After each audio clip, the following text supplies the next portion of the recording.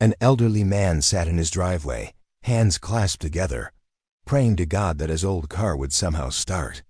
He had a crucial doctor's appointment the next morning, but his car had broken down and he couldn't afford the repairs. His neighbor, who was an atheist, watched from his garage while working on his own vehicle. He shook his head and muttered to himself, "Poor old fool. Talking to the sky won't fix that engine." The neighbor, who happened to be a skilled mechanic, suddenly had an idea. He wanted to prove to the old man that prayers were completely useless and that only real human action could solve problems. That night, after the elderly man went to sleep, the neighbor quietly pushed the car into his own garage. He spent several hours fixing the engine, replacing worn parts, and even topped off all the fluids. Before dawn, he carefully pushed the car back into the old man's driveway, exactly where it had been parked. The next morning, the elderly man came outside, still whispering prayers under his breath. He sat in the driver's seat and turned the key in the ignition. The car roared to life immediately.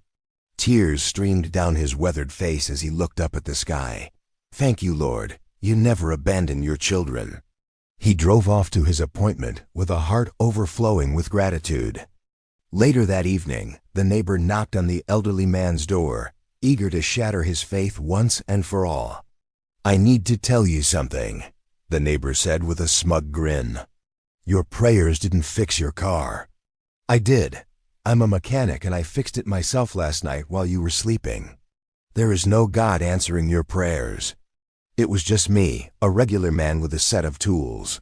The elderly man listened carefully, his expression remaining calm and peaceful. Then a warm smile slowly spread across his wrinkled face.